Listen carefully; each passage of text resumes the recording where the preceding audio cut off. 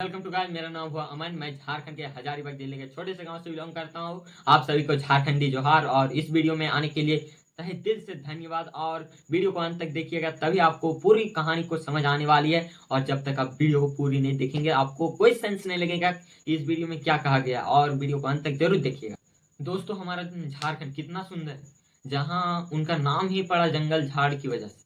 और यह इतना खूबसूरत है और इसका घूमने लायक इतनी जगह है जहाँ या देश भर में प्रसिद्ध। और आप इस जगह को एक खंडहर बना के छोड़ दी। यहाँ ऐसी कैसी नीति है।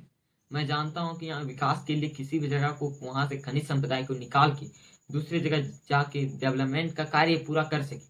और यहाँ हमारा कोयला 27% है पूरे देश का, और 25% लौ आय, और पूरे देश का 40% खनिज संपदा हमारे देश से ही जाते हैं।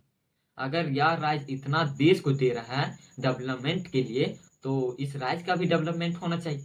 दूसरों राज्यों के लिए ही हमारा खनिज संपदा उपयोग ना हो। और यह सही बात है, दूसरे राज्यों के विकसित करने में बहुत बड़ा योगदान है और अपने ही पीछे रहा है। विकास के मामले में हमारा झारखंड 25वां स्थान है। तो आप सोच सकते हैं, हमारे देश में 28 राज्य, उनमें 25वां स्थान है। तो पीछे से तीसरा स्थान को टॉप किया। आप सोच सकते हैं कैसी स्थिति है, जहां से इतना खनिज संपदा लेके जाते हैं वहां का यह हाल है। यह सिर्फ इस वजह से हो रहा है क्योंकि यहाँ के राजनेता ठीक नहीं, यहाँ के राजनेता बिकाऊ है। और यहाँ के ऑफिसर सब अपने अपने पैकेट भरने में लगे होते, और नेताओं तो अपने रिकॉर्ड बनाने में लगे हैं कि मैं इतना ब्लैक मनी छुपाया तो अगला उससे अधिक छुपाएगा। ऐसा देखने को मिल रहा है न्यूज़ों के माध्यम से, अधिकतर ऐसा खबर आती रहता। तो मैं अपने से तो कुछ नहीं बोल रहा, जो न्यूज बता रहा है उन्हें आपके समक्ष रखने की कोशिश कर रहा हूँ।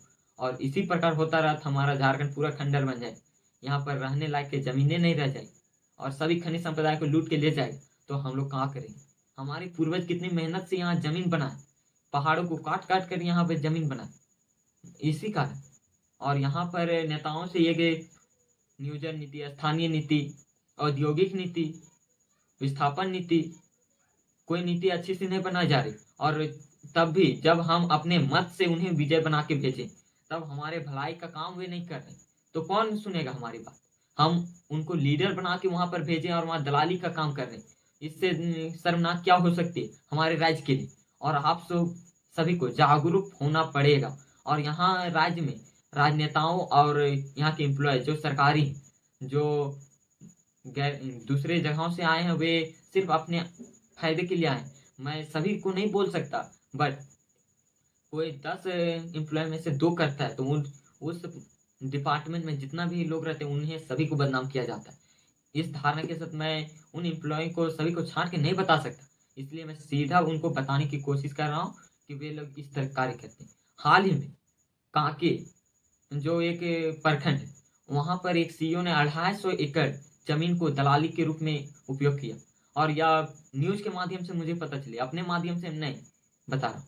और इस प्रकार की घटनाओं यहाँ पर देखने को मिल रही है। और यहाँ की जनता इतना मूर्ख होती कैसे जा रही और अपने अधिकारों को मांगना क्यों नहीं खोज रही। और यहाँ के राजनेताओं को बताइए कि हमारी ही वजह से आपको तनख्वाह मिलता है और हम ही आपको जिता के भेजे, हमारे हित के लिए नहीं कर रहे हैं तो क्या कर रहे हैं आप।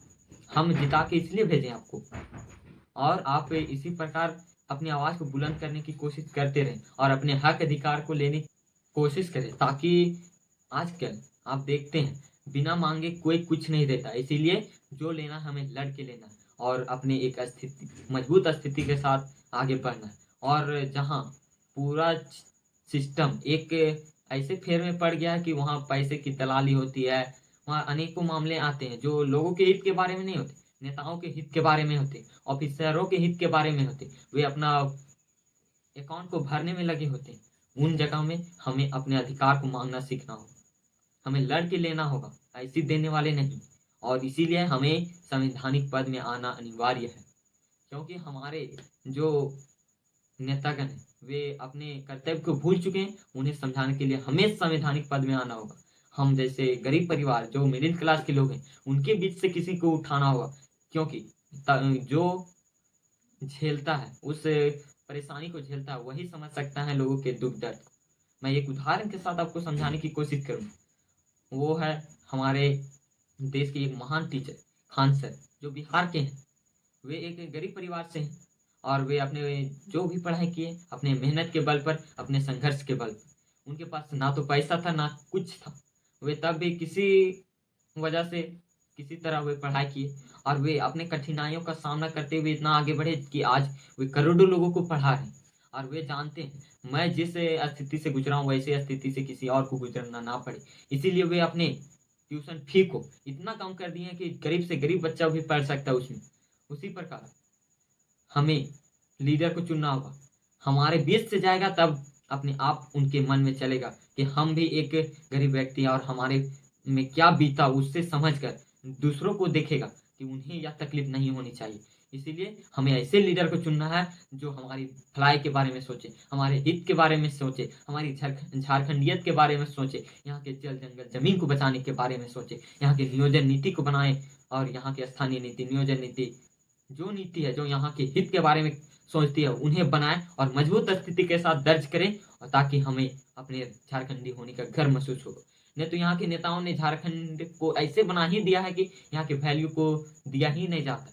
हम इतने खनिज संपदा दूसरे राज्यों को दिए जाते देते, पर भी वहां पर हम लोग जाते हैं तो वहां कहे जाते ये झारखंडी, ये बिहारी। तो ये क्या है? हमारा मान सम्मान नहीं। हम जब डेवलपमेंट के लिए आपको इतना कुछ देते हैं, अपने मातृभूमि का पेट काट के आपको दे रहे हैं डेवलपमेंट करने के लिए, तब भी आप हमारा कोई सम्मान नहीं कर रहा, तो हमें अपने हक अधिकार को लड़ के लेना होगा और लोगों के बीच जागरूकता जगानी होगी और आंदोलन के बल पे हमें सब हासिल करना होगा। वरना ऐसे छोड़ दिए तो सब लूट के ले जाएगा नेता लोग, सब अपने अकाउंट में भर लेगा पैसा। वे इस कदर लगे हैं कि होड़ लग गया है पैसा लूटने में। इसीलिए हमें सभी को जागरूक करके और उनको शिक्षा के प्रति बहुत जागरूकता लानी होगी, क्योंकि शिक्षा शेरनी की ऐसी दूध है जो किसी व्यक्ति को किसी को दिया जाए जो अच्छा से समझ सकता है वे अपने अधिकार के लिए लड़ेगा और किसी भी काम को एक नए तौर तरीके से करेगा। जो व्यक्ति पढ़ा लिखा नहीं होता वो जिस तरह बताया जाता है उसी प्रकार करता है, और जो पढ़ा होता है वो अलग लेवल का करता है, जिसे कैसे आसान किया जाए उसके बारे में सोचता है और डेवलपमेंट के कार्य को और तेजी से बढ़ाता है। और हमारा झारखंड भी बहुत पिछड़ा है, 25वां स्थान से हमें टॉप 10 में आ जाना है, क्योंकि हमारे पास इतना संसाधन है कि हम टॉप 10 में आ जाना चाहिए। और किसी मैगजीन के आधार पर हमारा राज्य देश का नंबर 1 राज्य होना चाहिए, क्योंकि यहाँ इतना खनिज संपदा है। खनिज संपदा बहुत महत्वपूर्ण है किसी भी डेवलपमेंट कार्य को करने के लिए, और या हमारे देश के डेवलपमेंट को एक रीढ़ की तरह काम कर रहा है, तो हमें अपने आप में गर्व होना चाहिए। बट हमारे नेताओं को यह सोचना होगा कि हमें अपने झारखंड को भी बचाना है, डेवलपमेंट भी करना है और अपने राज्य अपने देश को भी आगे बढ़ाना है, और अपने जो लोग हैं उन्हें शिक्षित कर एक नए युग में प्रवेश करना है। क्योंकि अब हमारे राज्य में साक्षरता दर बहुत कम है, महिलाओं में अधिकतर बहुत कम है, 56% इतना कम है कि लोग आधा से आधा लगभग अनपढ़।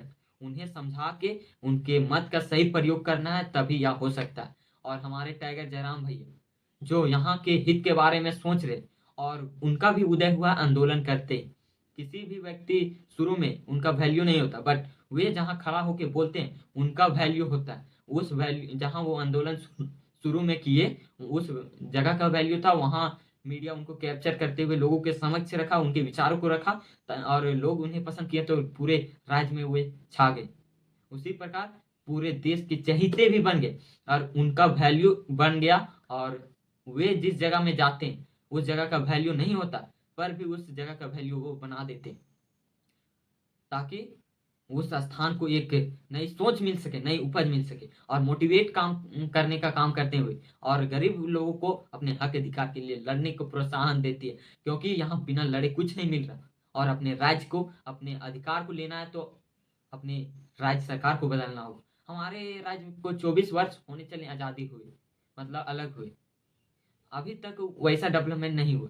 और यहाँ पर सभी इस प्रकार के पार्टी का सरकार बन चुकी, उनके नीतियों को देख चुके हैं, उनके कार्य शैली को देख चुके हैं, तो हमें सभी प्रकार के उनके नीति सिद्धांत को देख चुके हैं, तो हमें पता चल गया कि काम वे करेंगे कि नहीं। और आप बेखूबी जानते होंगे कि वे काम कर रहे हैं कि नहीं। आप अधिकतर देखे होंगे कि बड़े पार्टी संप्रदाय के नाम पर लड़ाती है। हम जब बच्चे थे, किसी स्कूल में पढ़ते थे, तहाँ वहां पर सभी संप्रदाय के लोग जाते हैं, वहां सब मिलजुल के हम लोग फ्रेंड की तरह रहते हैं। और वही उच्च शिक्षा के लिए भी जाते हैं, वहां पर भी इसी प्रकार होता है। परंतु जब हम राजनीतिक दौर में गुजरते हैं, तब हमें आस्था, जाति पात, धर्म के आधार पर बांट दिया जाता है कि मुस्लिम समुदाय कांग्रेस को है, हिंदू समुदाय बीजेपी को जाता है, संथाल समुदाय जेएमएम को जाता है। इस प्रकार में हम लोग बांट दिया, और वे पार्टी अपने वोट बैंक के लिए ये सब करती है। हमें एकता लाना होगा और टाइगर जयराम महतो को एकता देते हुए उनको सरकार में लाना होगा, ताकि हमें हक अधिकार को दिला सके। और यह पार्टी किसी संप्रदाय के लिए नहीं, यह झारखंडी पार्टी है, या मातृभूमि से उपजा हुआ पार्टी है, आंदोलन से उठा हुआ पार्टी है। और यहाँ झारखंडी हित के बारे में सोचेगा, यहाँ के जल जंगल जमीन के रक्षक के लिए सोचेगा, और यहाँ के झारखंडी लोगों को हक अधिकार के लिए लड़ेगा। इसी प्रकार हमें संवैधानिक पद में देना होगा उन्हें, और राज्य की कमान को उन्हीं के हाथों में देना होगा। और एकता के बल पर सभी समुदाय से हाथ जोड़ने की विनती करता हूं कि आप जाति पात के आधार पर वोट ना करें, अपने विकास के आधार पर करें, अपने डेवलपमेंट के आधार पर करें, ताकि हमारा राज्य विकसित हो सके। और इतना देखें हमारे वीडियो को, आपको जो समझ आया मेरे वीडियो से, और आपको नहीं समझ आया तो तहे दिल से माफी मांगना चाहूंगा, क्योंकि मैं बोलने की शैली में थोड़ा सुधार करने की जरूरत है, हमें भी पता है। बट आपको समझ आया तो आप अपने राज्य के प्रति जो भी सोचते हैं उन्हें आप कमेंट बॉक्स में जरूर लिखें, ताकि मैं उन्हें पढ़ के मैं जान सकूं कि लोग, झारखंड के लोग कैसे विचार रखते हैं और किस प्रकार की धारणा पर विश्वास करते हैं। और वीडियो को इतना देखने के लिए धन्यवाद, और वीडियो को लाइक और चैनल को सब्सक्राइब जरूर करें, ताकि हमें इसी प्रकार की वीडियो को बनाने में प्रोत्साहन मिले और मोटिवेट हो। और आप जरूर साथ देंगे, हमें भरोसा है। जय हिंद भारत और जोहार झारखंड। बाय।